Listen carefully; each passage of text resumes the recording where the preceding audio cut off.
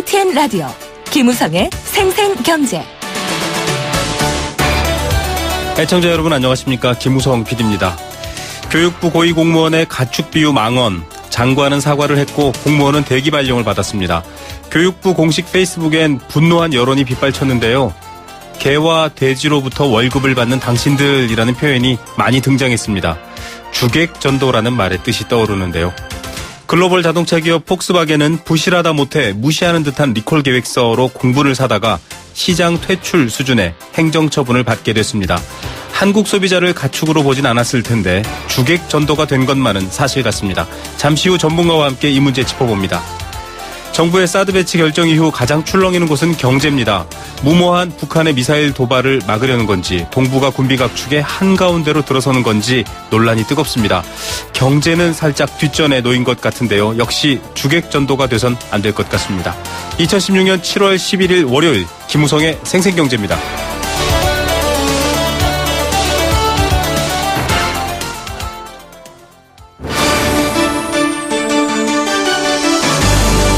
YTN 라디오 김우성의 생생경제.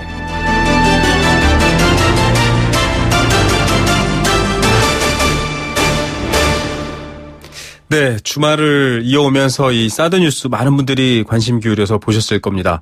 오는 2017년 말까지 사드 고고도 미사일 방어 체계를 배치하기로 결정하면서 중국의 경제적 압박으로 인한 경제 타격을 우려하는 목소리도 나오고 있고요. 역시 중국은 우리나라 최대 수출 대상국인데다가 또 홍콩까지 더해지면 전체 수출 규모의 30% 이상을 차지하기 때문에 그 걱정이 많이 큽니다. 지난 2000년 마늘 파동으로 인해서 IT 또 휴대폰 업계가 힘들었던 것들 재현되는 게 아니냐 이런 우려까지 나오고 있습니다. 사드 배치로 인한 경제적 타격 또 대책 전망에 대해서 미중산업경제연구소장 조용찬 소장 연결해서 얘기 나눠보겠습니다. 소장님 안녕하십니까? 예, 안녕하십니까? 예, 사드 배치 자체는 사실 어제 오늘의 뉴스가 아니라 꽤 오래 논의된 것이기 때문에 여러 가지 예측이 가능한 면이 있었는데요. 이 중국 내에서 사드 배치를 통해서 경제적인 보복이라던가 어떤 반한 이런 목소리들이 나오면서 조금 경제 관련 단체나 경제인들이 걱정을 하고 있습니다. 중국의 반응 어떻게 보십니까? 네, 그 사드 배치 이후에 중국 언론들의 동향을 보면요. 공통적인 현상이 있습니다. 강한 불만뿐만 아니라 중국의 이익을 해치는 일이라는 보도를 내보내고 있는데요. 네네. 그 중심에 섰던 그 신문이 중국의 선전부의 그 나팔수 역할을 해주고 있는 황구시보입니다. 네네. 여기에서는 중국 시장 진출을 허용하지 말아야 된다. 그리고 한국 정계 인사의 중국 입국 제한뿐만 아니라 가족들에 대한 그 제재도 해야 된다고 촉구를 했는데요. 이같이 강경 보도를 쏟아낸 것은 아무래도 선전부 특성상 사드 배치를 중단시키거나 지연시키기 위해서 한미를 상대로 전방위적인 여론 공세를 펴는 일환으로 보여집니다. 결국 관건은 시진핑 주석을 포함한 중국 최고 지도부의 판단인데요. 네. 아직 사드 배치가 진행된 것도 아니고 중국이 강경한 자세로 나갈 경우에는 중국의 전략적 자산인 한국의 지분을 잃을 수밖에 없기 때문에 당분간 좀 조심스럽지 않을까 보여집니다. 이같이 보는 거는 인민대학의 진찬룽 교수 같은 경우에는 네네. 한국에 벌칙을 주더라도 양국 관계가 너무 멀어져서는 안 된다. 한미의 밀착을 막고 한중 관계를 이간시키려는 미국의 음모에 말리지 않으려면 정밀한 대책이 필요하다고 주장했는데요. 많은 중국의 국제 전문가들이 의견에 동조를 하고 있기 때문에 경제 제재와 같은 극단적인 조치는 안 나올 것으로 보여집니다. 예, 당일날, 금요일날은 이제 외교관을 불러서 조치를 했고요. 여러 가지 이 경제적인 압박도 나올 수도 있다라는, 오늘 유일호 부총리 같은 경우에는 대규모 경제 보복은 없을 것으로 보고 있지만 그래도 시나리오별로 대비를 하고 있다 이런 얘기도 하고 있는데요. 사실 이번 결정, 한국 경제, 특히 대중 관련된 한국 경제에는 좀 많은 영향을 미칠 거다 이런 얘기들이 곳곳에서 나오고 있거든요. 어떻게 전망하십니까? 네, 중국 같은 경우는 올해 그 G20 정상회의의 그 의장국입니다. 네. 9월에 항저우에서 G20 정상회담을 앞두고 있는데요. 그제와 어제 G20 통상장관회담이 상하이에서 개최가 됐습니다. 보호무역주의와 그 대응을 같이 하기로 했고요. 네네. 무역과 투자 활성화를 위해서 공조하기로 했던 만큼 무역 보복은 할 수가 없는 상황입니다.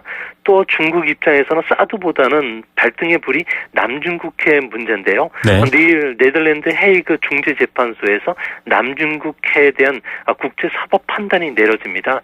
중국이 주장에 대해서 아마 불리한 판단이 나올 것으로 보여지는데요. 이렇게 되면 미국 같은 경우에는 항공모함 전투 함대를 중국이 영유권을 주장하는 섬 12해리 안으로 진입시킬 것으로 보여지고요. 네네. 또 중국은 남해, 북해, 동해 3대 함대가 모두 군함 수십 척을 좀 직결시켜서 미사일 훈련을 강화시키고 있기 때문에 중국 입장에서는 서방과의 전선을 동북아로 확대시킬 여력이 없습니다. 다만 중국은 보이지 않는 손보다는 보이는 손에 의존한 시장 질서를 갖고 있기 때문에 비관세 장벽을 높인다든지 위생 검역 강화, 그리고 수출입 통관 지역, 네. 그리고 세무조사, 노동법 위반 조사 등을 통해서 우리 진출 기업들의 경영에 어려움을 처할 수 있는 그런 그 시나리오들은 갖고 있는 것으로 보여집니다. 예, 뭐 지금 설명하신 비과세 장벽 강화, 불매, 또 자본 철수 여러 가지 엄격한 규정이나 제재를 통한 뭐 기업 위축 이런 것들이 지금 예상된다라고 하셨는데 지금 산업계에서 가장 크게 걱정하고 있는 건 반한 감정이라고 하거든요. 사실은 중국의 막대한 시장이라든가 그 시장을 상대로 한 수출, 또 우리 기업, 또 여러 가지 한류라든지 문화, 뭐 관광 이런 부분들을 봤을 때 이 반한 감정이라는 건 통제라든지 협상이 안 되는 부분이어서 걱정인데요. 소장님은 이 부분은 어떻게 보십니까? 상당히 좀 중요한 부분인데요. 중국 같은 경우에는 아무래도 중국 내 인기를 끌고 있는 생우유라든지 K커피, 파리바게트, 뚜레쥬와 같은 그 프랜차이즈점이 중국에서 지금 상당히 좀 사세를 확장하고 있습니다. 네네. 여기에 위생 검역을 강화시킨다든지 우리나라 주력 전자제품뿐만 아니라 화장품에 대한 수입 통관 절차를 지연시키고 세무조사를 이전보다는 좀 자주 할 것으로 보여지는데요. 네. 중국에 가보면 치킨이나 떡볶이, 김밥 같은 K푸드뿐만 아니라 K프랜차이즈, 그리고 이가자나 이철 헤어숍 같은 K뷰티 같은 경우도 진출이 활발합니다. 네네. 중국 같은 경우에는 아무래도 이런 그 반항 감정이 커지면은 중국 내 수입 식품 밴더들이 중국 정부의 눈치를 살필 수가 없기 때문에 아무래도 매출 확대에 어려움을 겪을 것으로 보여지고요. 가장 피해를 많이 보는 업종은 K 컨텐츠가 될 것으로 보여집니다. 네. 작년에 그 한류 컨텐츠 수출액이 58억 달러 정도가 됐는데요. 대부분이 중국 쪽에 들어가고 있습니다. 네. 한중 갈등이 심화되면은 아무래도 K 컨텐츠의 규제 문턱이 높아지는데요. 벌써 7월 1일부터 시행되고 있는 외국 콘텐츠 규제가 좀 강화되면서 한중 합작 사업뿐만 아니라 한류와 관련된 방송 프로그램도 한 방송사당 그 1년에 2편으로 줄여놨기 때문에 네. 앞으로 중국 진출이 상당히 어려워질 것으로 보여집니다. 예. 뭐 지금 말씀하신 것들만 들어봐도 사실은 이 보이지 않는 직접적인 이 경제적인 제재라든지 반대보다는 보이지 않게 이렇게 좀 불이익을 많이 받을 수 있을까 걱정이 되고 있는데 대기업들은 분주히 회의를 하고 있습니다. 말씀하신 화장품 아무래도 지금 주식이 떨어졌고요. 오늘 4%포인트 가량 빠졌는데 이렇게 대책회의를 열 만큼 우려가 큰 이유가 여전히 우리나라가 중국에 대한 무역 규모가 가장 커서 그렇다 이런 얘기가 나오고 있거든요. 어느 정도 규모입니까, 소장님? 네, 작년에 한중 간의 상품 무역 규모를 보면은 2,273억 달러인데요. 네. 미를 합친 것보다 많습니다. 네. 또 대중국 무역흑자 같은 경우에는 469억 달러로 전체 흑자의 42%를 차지하는데요. 우리나라의 주력 수출 품목이라고 할 수 있는 전기 기기 제품이라든지 광학 의료 설비, 그리고 화장품을 포함한 화공 제품 같은 경우에는 전체 수출의 75%를 차지하기 때문에 네. 뭐 당장 수출입 통관을 좀 지연시킨다든지 반덤핑, 세이프 가드 같은 무역 조치가 나온다면은 아무래도 우리나라 기업들의 그 대중국 수출은 타격을 받을 수가 있는 상황입니다. 좀 걱정스러운 것은 최근 기업 간 M&A가 좀 활발해지면서 우리 경제에도 활력을 넣었던 부분이 있는데요. 네네. 지난 5년간 1조 원이 넘게 차이나 그 머니가 K 컨텐츠 산업에 투자됐고요. 네. 또 국내 증시에 유입됐던 차이나 머니 같은 경우는 채권 투자에만 17조 원, 그리고 상장 주식은 8조 원을 보유하고 있는데요. 네. 차이나머니가 철수한다면은 K-컨텐츠 산업의 그 중국 진출에 직접적인 타격을 받게 되고요. 증시도 변동성이 무척 커질 것으로 보여집니다.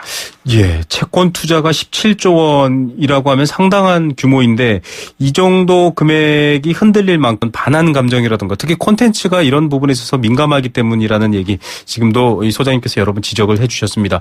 과거에 사실 뭐 여러 가지 다른 요소가 있겠지만 이 대중국 수출 또 무역 관련해서 일본이 사실은 부동의 1위였는데 이 중국과 여러 가지 외교 안보적인 마찰을 겪다가 결국은 1위 자리를 한국에 내줬다. 이런 얘기가 나오거든요. 이런 식으로 가다면 결국 한국도 일본 사례처럼 이 중국에 대한 어떤 무역 지위 같은 것들이 조금 낮아질 수 있다. 이런 우려도 있는데 어떻게 보십니까? 네, 아무래도 그런 부분들이 가장 우려가 되는데요.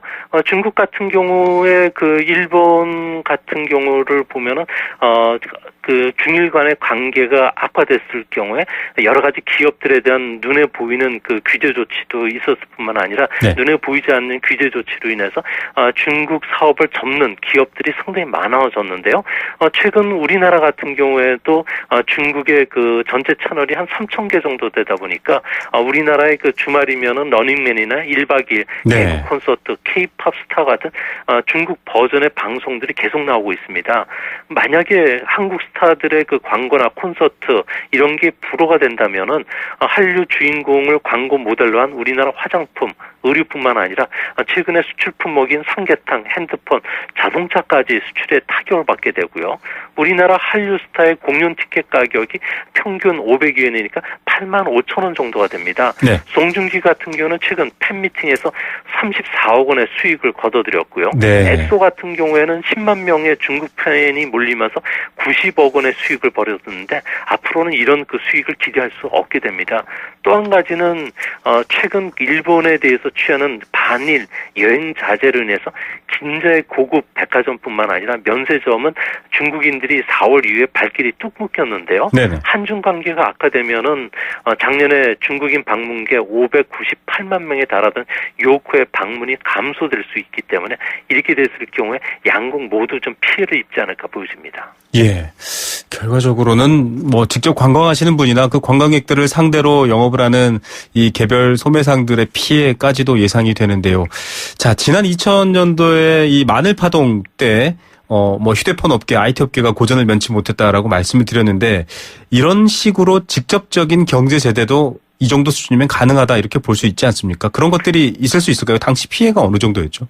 네, 지난 2000년이었죠. 우리 농가에 피해를 주고 있는 중국산 마늘에 대해서 수입관세를 우리가 10배 가량 올렸는데요. 일주일 뒤에 중국은 바로 우리나라의 그 주력 수출 품목인 휴대전화와 폴리에틸렌에 대해서 수입을 전면 중단을 시켰습니다. 네.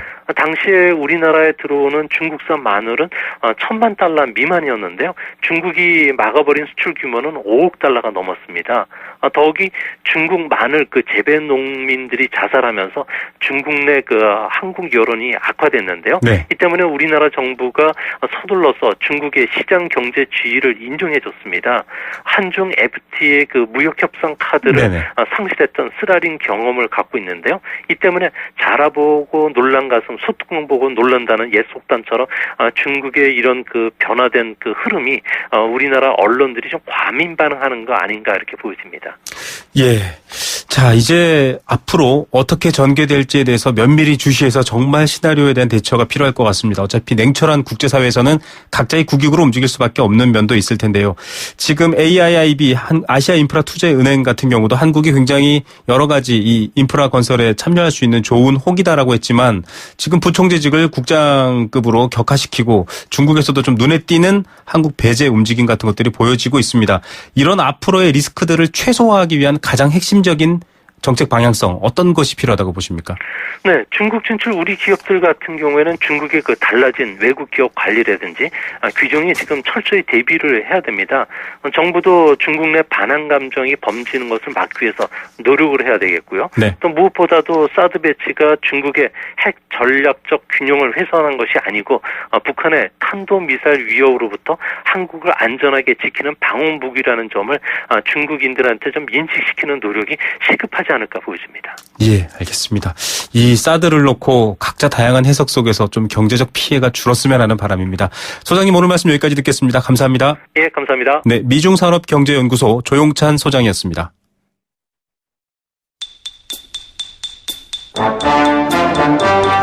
경제 탐구 생활. 우리 경제를 이끌어온 여러 가지 이야기들 퀴즈도 풀고 또 상식도 얻으면서 선물까지 받으면서 한번 같이 이 시간 만들어보면 어떨까요? 정답 맞춰주시면 알칼리수로 건강해지는 내 몸 A수 알칼리 생수 한 박스 드리고요. 여행 스케치에 나무야 공연 티켓도 드리고 있습니다. 도심 속 꿈의 놀이터 일산 원마운트에서 워터파크 이용권도 드립니다. 단문 50원, 장문 100원의 정보 이용료 부과되는 샵 0945 우물정 0945번 문자와 스마트폰 앱 예스로 함께 하실 수 있습니다. 자, 정부가 한반도의 사드 배치를 결정하면서 중국의 경제 제재로 인한 한국 경제 타격을 우려하고 있습니다. 그중에서도 이것 산업이 가장 큰 타격을 받을 것으로 전망되고 있습니다. 우리나라를 대표하는 주력 수출 산업이고요. 전체 수출량의 절반이 중국일 만큼 큰 비중을 차지하고 있는 이것은 무엇일까요? 앞서 인터뷰에서는 저희가 한류, K-컨텐츠, K-뷰티 얘기했지만 그건 아니고요. 금속 중에서 전기를 잘 통하게 하는 도체와 그렇지 않은 절연체가 있는데요. 이것은 그 중간쯤에 있습니다. 이것을 대표하는 것으로 실리콘, 게르마늄 이런 것들이 있죠. 이것은 다양한 제품에 이용되는데요. 자동차, 장난감, 전자제품, 로봇 등에 이용되고 있습니다. 한국이 기술적으로 세계에서 가장 앞서 나간다 이런 평가도 받고 있지만 중국의 추격도 무섭습니다. 세 글자입니다. 정답 뭘까요?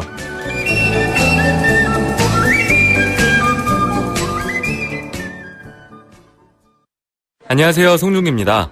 이번에 하이트가 새롭게 바뀌었다네요. 제가 한번 마셔보겠습니다.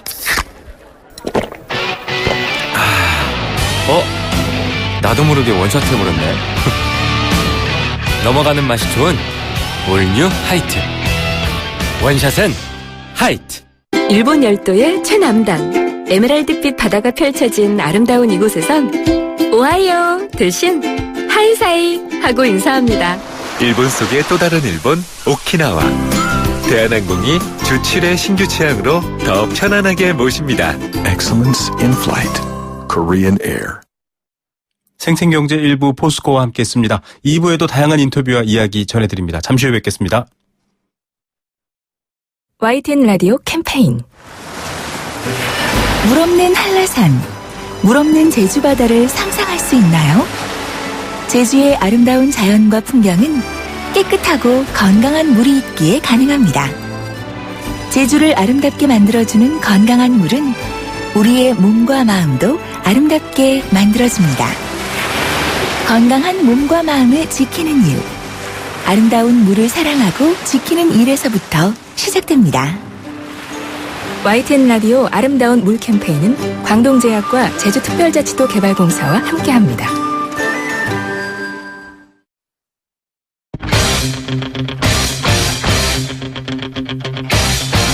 지금 가장 뜨거운 경제 소식. 경제 톱 뉴스. 네, 이 시각 가장 뜨거운 경제 뉴스들 전해드리겠습니다. 건강보험료 내는 직장인들 많으신데요. 이 중에서도 건강보험료를 추가로 내는 직장인이 늘고 있다고 합니다. 말 그대로 추가 소득 때문인데 어떤 내용인지 잠시 후 전해드립니다. 부동산 대출 또 여러 가지 대출 관련해서 풍선 효과 우려 얘기 전해드렸습니다. 저축은행의 대출이 계속 늘고 있다라는 뉴스 들어가 있는데요. 이런 게 점점 더 현실화되는 건 아닌지 걱정입니다. 물놀이철입니다. 스마트폰 사진도 찍을 겸 해서 방수팩에 넣고 물놀이 즐기시는 분들 많을 텐데요. 이 제품들의 하자가 많은 것으로 주의가 요구됩니다. 이 시각 가장 뜨거운 경제 뉴스, 경제 톱 뉴스 비즈니스워치 김춘동 기자입니다. 안녕하십니까? 안녕하세요. 네네. 네, 안녕하세요. 자, 월급 외에 소득이 많아서 또 추가로 건강보험료를 내는 부자 직장인 해마다 늘고 있다고요? 네, 직장에 다니고 있더라도 이 월급 말고 빌딩 임대소득이나 주식, 예금 등의 별도 종합소득이 이 연간 7,200만 원을 넘는 고소득자에게는 건보료를 좀 추가로 물리고 있습니다. 네. 이렇게 건보료를 추가로 내는 직장인이 2012년에는 3만 2천 명 수준이었는데요. 이 작년에는 3만 9천 명 수준으로 6천 명 넘게 늘어난 것으로 나타났습니다. 연말에는 이 4만 명을 좀 넘어설 것으로 전망이 되고 있고요. 네. 이 불황으로 이 서민들의 살림살이는 좀 어려워지고 있는데 이 반면에 부동산과 이 금융소득에 기대 부자들도 좀 계속 늘어나고 있는 것으로 좀 풀이되고 있습니다. 예, 노력껏 재산을 늘리는 거는 문제가 아니겠지만 좀 부익부빈익빈 아닌가 이런 우려도 되지만 예, 건보료를 이중으로 낸다. 그러면 이분들 불만도 장난이 아니겠는데요? 네, 뭐 당연히 그런 불만이 있었고요. 이 소송전으로 번지기도 했다고 합니다. 이 한 변호사가 자신에게 발생한 보수 외 수익 이 9억 8천만 원에 대해서 이 건보공단이 2,200여만 원의 이 추가 보험료를 부과하니까 소송을 낸 건데요. 네. 이 대법원은 뭐 법적으로 정당하다 뭐 이렇게 판결을 했습니다. 이 정부는 지난해 이 소득 중심으로 이 건보료 부과 체계를 개편하는 작업을 추진을 하면서 이 추가 건보료 부과 기준을 거의 연간 2천만 원으로 확 낮추는 방안도 좀 검토를 했었는데요. 네. 앞으로는 이 재산이 많으면 이 건보료를 많이 내는 추세는 더 강화될 것으로 그렇게 좀 보이고 있습니다. 네. 자, 올해 1분기 저축은행에서 대출을 받은 사람이 4년 만에 가장 많이 늘었다. 이런 뉴스도 있네요. 네, 그 저축은행 중앙회 자료인데요. 올해 1분기 저축은행에서 돈을 빌린 사람이 모두 163만 5천 명으로 작년 4분기보다 11만 2천 명이 늘어난 것으로 집계가 됐습니다. 2012년 1분기 11만 4천 명 이후에 가장 많았는데요. 그러면서 이 저축은행의 여신 잔액도 크게 늘었습니다. 1분기 저축은행들의 여신 잔액은 37조 6천억 원을 기록해서 3개월 사이에 2조 원이나 늘었다고 합니다. 예. 이거 뭐 은행 대출 막겠다라고 했는데 또 저축은행으로 좀 대출이 늘어나는 이른바 풍선 효과 아니냐 이런 우려가 있거든요. 어떻습니까? 네, 뭐 이거는? 그렇게 좀 보시면 될 것 같은데요. 은행 대출이 좀 그만큼 쉽지 않았기 때문으로 풀이가 되고 있습니다. 최근 경기가 계속 나빠지면서 은행들도 좀 대출 기준을 좀 계속 강화하고 있기 때문인데요. 실제로 올해 1분기 국내은행의 대출 태도 지수 또 2분기와 3분기 전망이 모두 마이너스를 기록을 해서 은행들이 좀 대출 기준을 더 깐깐하게 좀 운영하고 있는 것으로 나타났습니다. 이 저축은행들이 중금리 상품을 내놓거나 또 무이자 대출 이벤트를 통해서 공격적으로 영업에 나선 영향도 있었는데 다만 저축은행에서 대출을 받으면 바로 이 개인 신용평가에 반영이 된다는 점에서 좀 주의하실 필요도 있을 것 같습니다. 네, 주의하셔야 될 것 같습니다. 올해 들어 세계 30대 주요 은행의 시가총액 20% 넘게 날아갔다. 뭐 여러 가지 영향이 있을 텐데요. 브렉시트도 네. 있을 것 같고요. 예. 30대 주요 은행의 주가가 떨어지면 시가총액이 작년 말에 비해서 654조 원, 21% 넘게 줄어든 것으로 집계가 됐습니다. 말씀하신 대로 이 브렉시트 결정 이후에 날아간 시가총액만 10%에 달했는데요. 이 영국을 비롯한 유럽은행의 주가가 그만큼 많이 빠진 겁니다. 네. 이 부도 위험 지표도 좀 크게 높아지고 있는데 이 독일의 최대 은행인 도이체뱅크를 비롯해서 주요 은행의 신용 부도 스와프 프리미엄이 이 유럽 재정 위기가 고조됐던 2011년 이후에 가장 높은 수준으로 뛰었습니다. 네. 그만큼 부도가 날 가능성이 높아졌다는 겁니다. 예, 안 좋아진다에 돈을 거는 사람도 많아진다 이런 얘기일 텐데 네. 은행 위기론도 불거지고 있죠. 네, 유럽 은행들에 대한 위기론은 이미 연초부터 좀 제기가 되고 있었는데요. 이 계속되는 경기 부진의 여파로 좀 부실 채권이 계속 늘고 있고 또 유럽 중앙은행이 마이너스 금리를 좀 지속하면서 수익성이 좀 계속 추락하고 있기 때문입니다. 여기에다 이 브렉시트 충격파마저 더해지면서 이 전 세계 주요 은행들이 자칫 새로운 위기에 진앙이 될 수 있다. 이런 우려도 좀 고개를 들고 있습니다. 예, 실물 위기, 은행 위기, 결국 글로벌 위기 이렇게 갔던 아픈 기억이 있죠. 일부 은행들 개인 종합 자산 관리 계좌 ISA 출시 초기에 고객의 투자 성향을 제대로 파악하지 않고 가입자를 받는데 급급했다. 네. 이 불안전 판매 얘기 아닌가요? 네, 맞습니다. 국회정무위원회 박용진 의원실이 금감원에서 받은 자료인데 올해 5월 말 현재 NH농협은행의 ISA 유치 고객을 보니까요. 65%가 투자 성향 분석이 제대로 이루어지지 않은 것으로 나타났습니다. 네. KB 하나은행도 32%가 이 가입자에 대해서 투자 성향을 제대로 좀 파악하지 않았고요. 다른 시중은행들 역시 비율은 높진 않았는데 이 투자 성향을 제대로 분석하지 않고 이 ISA에 가입시킨 사례가 적발이 됐습니다. 네. 이 투자 성향을 제대로 분석하지 않았다. 그러면 적합한 상품을 추천하기도 어렵겠고 또 개인이 위기 같은 것들을 충분히 인지하기도 어려울 것 같은데요. 네, 맞습니다. 금융회사는 고객의 투자 성향에 맞는 금융상품만 팔도록 돼 있습니다. 이를 위해서 이 투자 경험 또 원금 손실 감내 여부 등을 묻는 이 설문조사 형식의 투자 성향 분석도 좀 반드시 거쳐야도록 했는데요. 이 부분을 제대로 하지 않으면 투자 성향을 제대로 좀 파악하기 어렵고 그러면 이 고객에게 맞는 상품을 추천하기도 어려워집니다. 금융회사 입장에서는 고객의 이익보다는 수수료가 높은 이 금융상품 위주로 추천할 가능성도 그만큼 높아지게 되는 겁니다. 예, 지금 증권 같은 경우는 숙려제를 도입해서 하루 정도는 더 생각해 보게 한다고 하는데요. ISA도 좀 이런 보완책이 필요할 것 같습니다. 네. 자, 스마트폰 저도 방수팩에 넣어서 물놀이 간 적이 있는데 네. 이 물이 새는 경우가 있다고요? 네, 그럼 여름 휴가철을 앞두고 좀 스마트폰 방수팩 구입을 생각하는 분들이 많으실 텐데 이 한국소비자원이 최근 3년간 접수된 이 소비자 상담 546건을 조사했더니 이 무려 95%가 이 누수로 인한 2차 피해가 좀 나타났습니다. 네. 실제로 소비자원이 온라인 쇼핑몰을 통해서 구입한 도입한 33개 방수팩을 대상으로 수십 1m에서 30분간 침수 시험을 했는데요. 네. 어메이징 샵이 판매한 스마트 방수팩 등의 제품에서 이 누수 피해가 나타났습니다. 또 이 사용 가능 수심이 표시된 7개 방수팩을 대상으로 해당 수심에서 침수 여부를 조사를 했는데 해솔IT 스마트폰 방수팩, 또 NKCNS의 미라벨 MBPN 등의 2개 제품에서 누수가 있었습니다.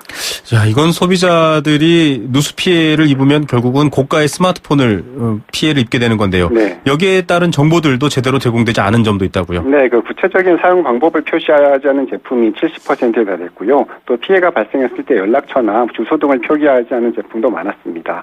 이 소비자원의 시정 공고로 해당 업체들은 이 판매 중단과 함께 환급 조치에 나서긴 했는데 네. 이 소비자원은 이 방수팩 피해를 예방하려면 일단 방수 성능에 대한 입증 근거와 이 사업자 정보 등이 표시된 제품을 선택할 것을 좀 권고를 했고요. 네. 또 스마트폰을 꺼낼 때는 이 방수팩의 물기를 제거하는 등의 이 사용법도 제대로 숙지하라고 그렇게 좀 조언을 했습니다. 예, 믿을 만한 회사인지 알아보시고 또 제대로 된 사용법이 뭔지도 한번 확인해 보셔야 될 것 같습니다. 네. 자, 끝으로 주택연금 가입자 월 평균 받는 금액이 99만 원이네요. 네, 그 최근에 주택연금 3종 세트가 출시되면서 이제 올해 상반기에만 5,317명이 주택연금에 신규 가입을 하면서 3만 5천 명 가입자 돌파를 눈앞에 두고 있는데요. 네. 이대로 가면 올해 가입자가 10,000명을 좀 넘어설 것으로 보입니다.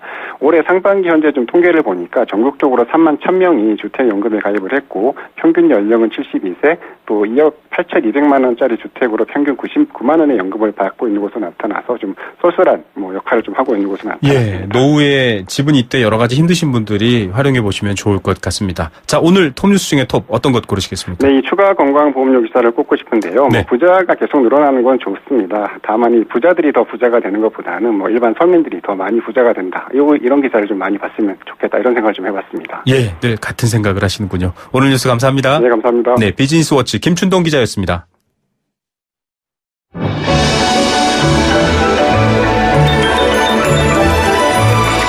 오늘의 경제를 들여다보는 시원한 창. YTN 라디오 김호성의 생생경제 생생인터뷰. 네, 두 번째 생생 인터뷰 보내드리겠습니다.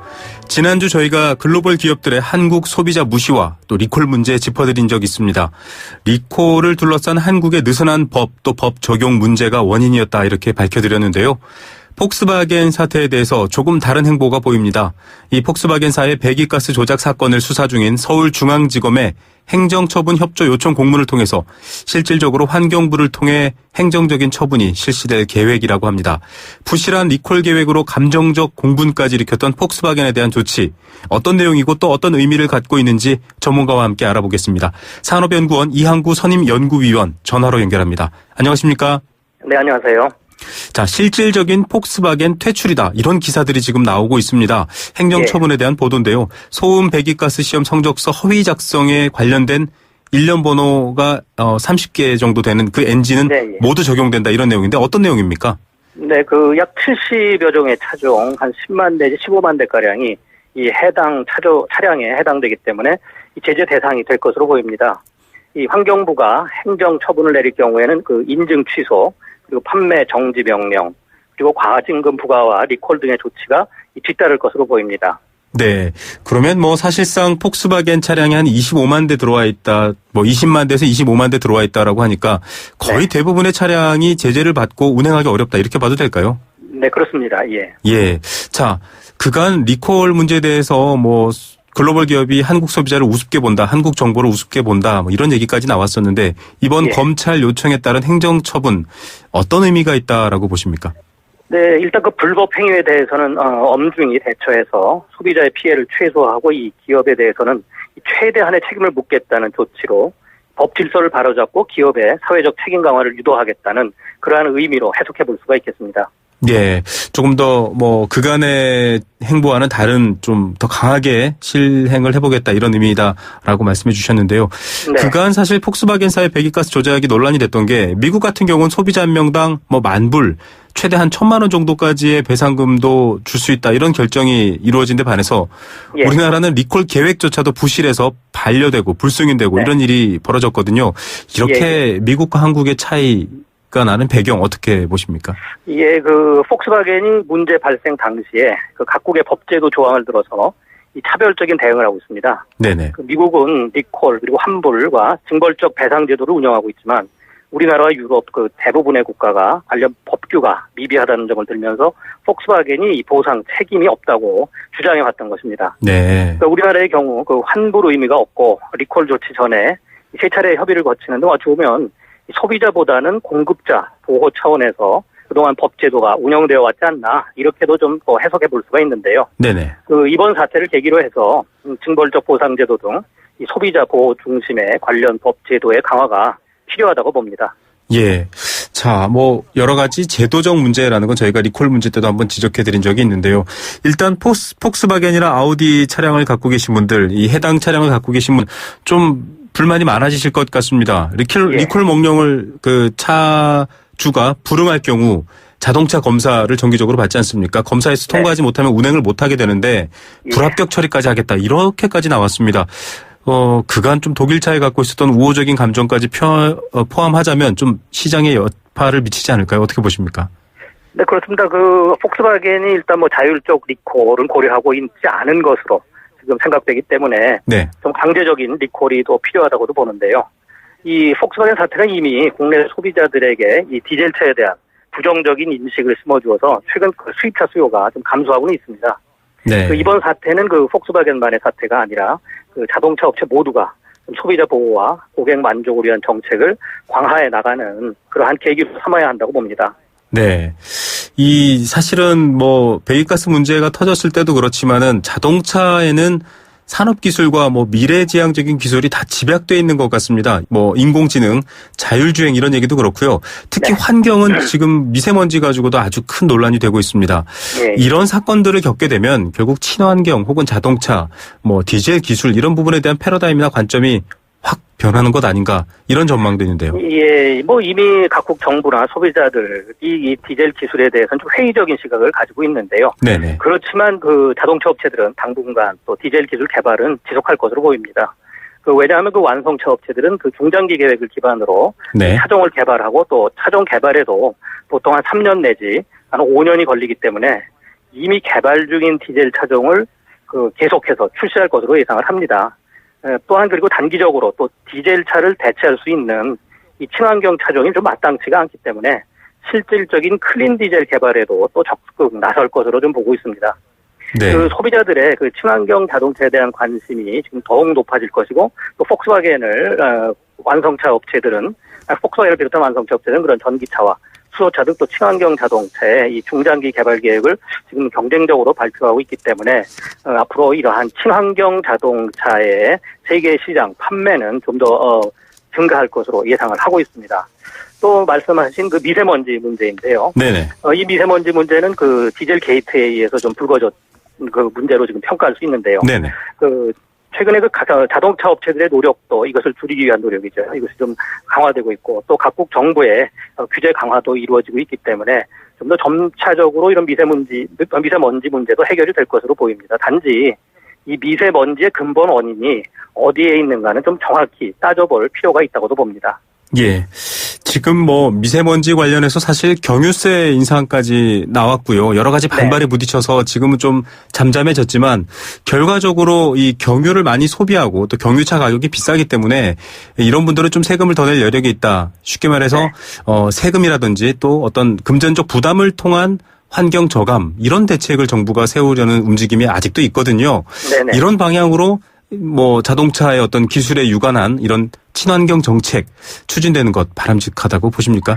그 모든 문제를 소비자한테 전가한다는 거는 조금 뭐 문제가 있다고 보고요. 네. 결과적으로 좀 전에도 말씀드렸듯이 이 디젤차를 단기적으로 대체할 차량들이 없기 때문에 계속해서 관련 규제를 강화하면은 결과적으로 그 자동차 업체들이 스스로 이러한 디젤 자동차의 기술 개발 향상에 나설 것이고 또 일부는 정부에서 또 지원을 해줄 필요도 있다고 봅니다. 그러면서 또 정부에서는 결과적으로 전기동력 자동차 개발과 보급 확대에 적극적으로 나서야 한다고 봅니다. 네. 자, 이 환경부가 클린 디젤이라고 디젤차 소유주들 좀 대접을 해줬습니다. 뭐 공영주차장 반값 할인 이런 것들이 있었는데 이 돌연 사실은 좀 더티 디젤로 바뀌어서 좀 주범으로 몰리고 있는 상황이거든요. 이런 네. 정책적인 일관성은 사실은 뭐 한 개의 부처에서 해결할 수 있는 문제는 아니고 전체적인 네. 정책 방향에 좌우된다고 볼 수 있을 텐데요. 어떤 네. 정책적 방향 또 일관성 혹은 노력 이런 것들이 필요할까요? 예, 그동안에 이 자동차는 내연기관 어떻게 보면 중심으로 이어져 왔는데 최근에는 뭐 전기동력뿐 아니라 또 자율주행 자동차도 지금 상용화가 지금 빠르게 이루어지고 있습니다. 네. 따라서 우리가 각 정부 부처의 역할을 분담해서 맞는 것도 좋지만 앞으로 이 자동차의 기술이 좀 더 다기화됩니다. 네네. 따라서 좀 더 컨트롤 타워를 하나 만들고 또 하나 이 자동차 관련 그 부처들이 수시로 이 정책 협의를 통해서 문제를 사전에 방지해가면서 문제가 발생했을 적에는 이번과 같이 좀 다른 목소리가 나오지 않도록 네. 좀 더 통일된 그리고 좀 더 합리적이면서 효과적인 그러한 대응책을 만들어 나가야 된다고 봅니다. 예, 뭐 자동차 산업 분야의 권위자 전문가신데요. 사실은 지금 자율주행차뿐만 아니라 전기차 또 뭐 플러그인 하이브리드 이런 여러 가지 신기술에 대한 것들이 미래다 이렇게 말은 하고 있지만 예. 실질적으로 구매 대수는 몇백 대에 그치고 있고 보조금도 그렇게 썩 구매 요인이 안 되고 있다 이렇거든요. 결국은 네. 장밋빛 미래는 전망하면서 실질적으로 그런 분야의 새로운 자동차 개발은 정부가 좀 미온적인 것 아닌가 이런 얘기도 있는데요.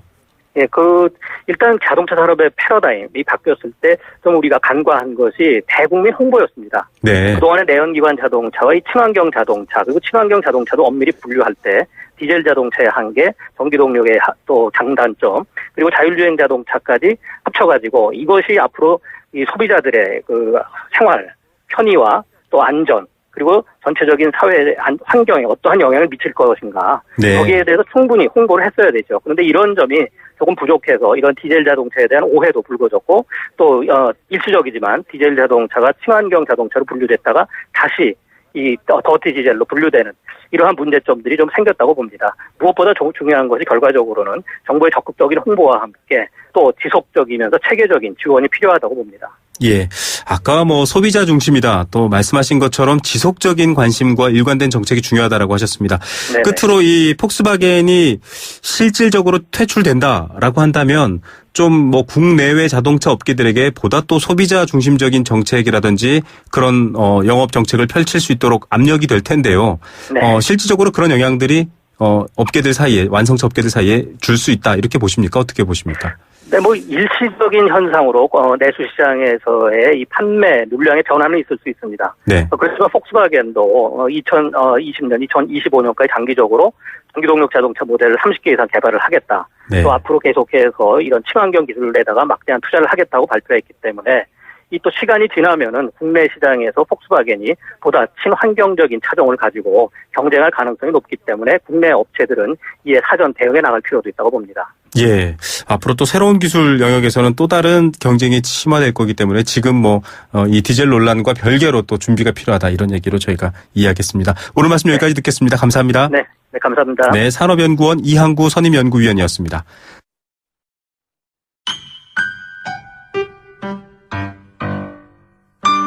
행복한 살림살이 생생 장바구니.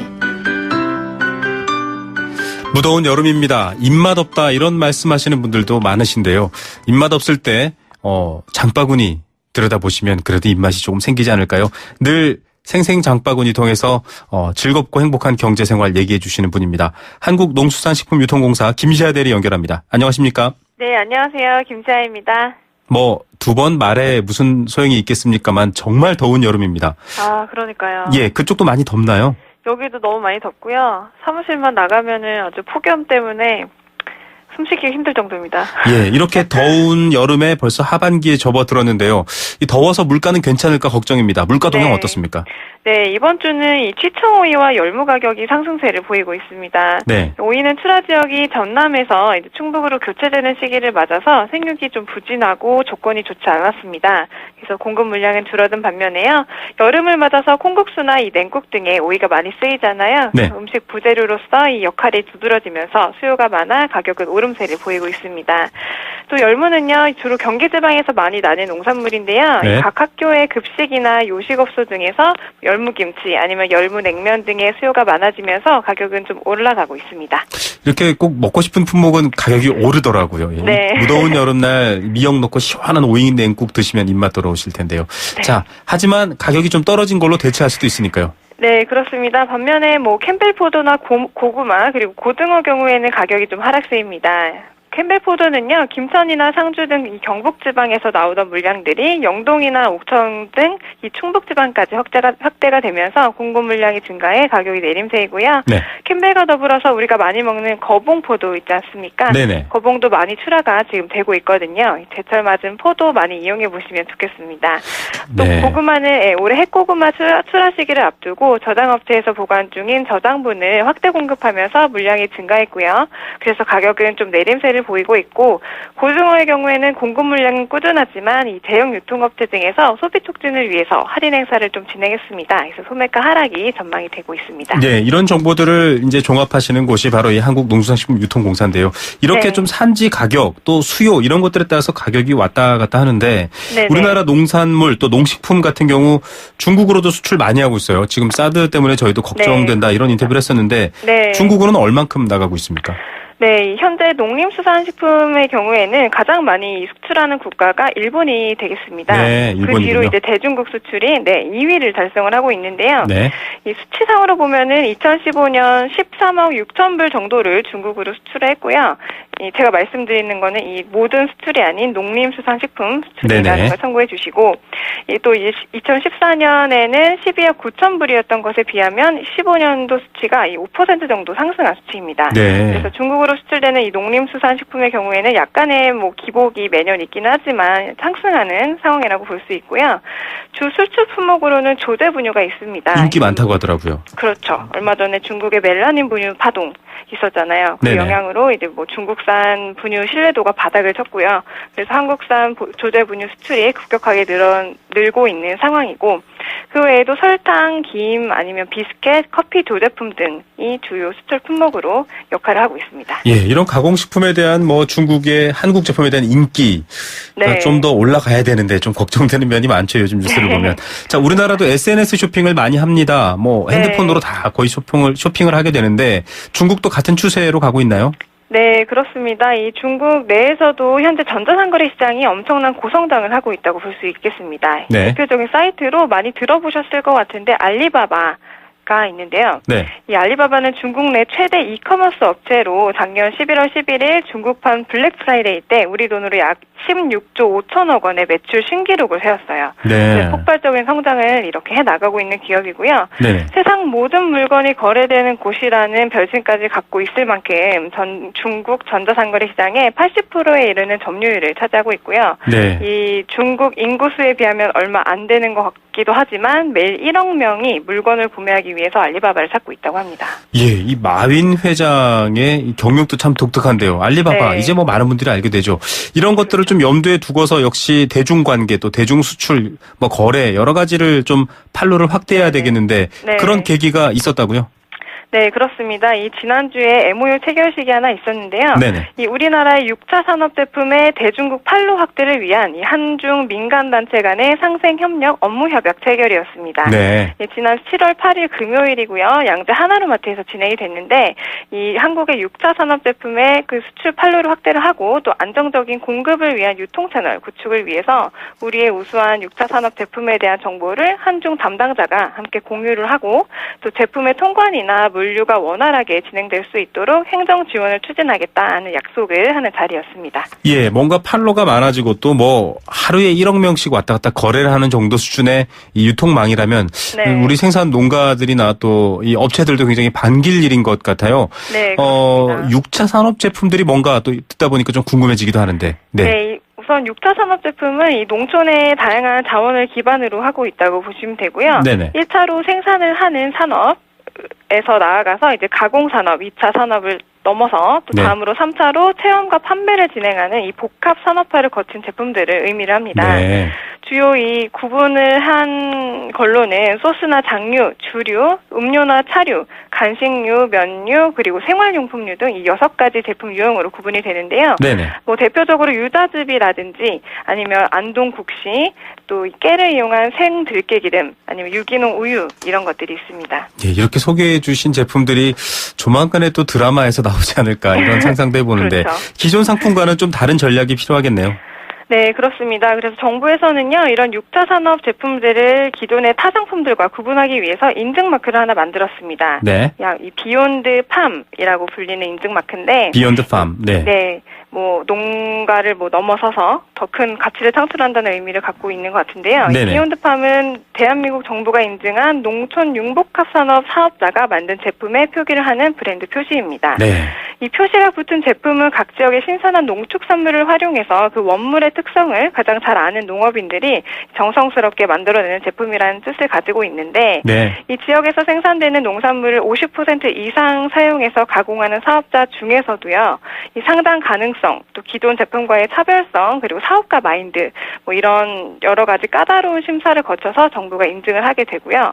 또 인증 후에도 품질 관리를 위해서 3년마다 자격 요건을 검증하는 등 지속적인 관리를 정부에서 하고 있는 상황입니다. 예, 단지 생산하는 것, 또 가공하는 게 아니라 이렇게 체험과 여러 가지 다양한 6차 산업 네. 좀 더 활성화됐으면 좋겠습니다. 오늘 말씀 여기까지 듣겠습니다. 예, 감사합니다. 네, 한국농수산식품유통공사 김시아 대리였습니다.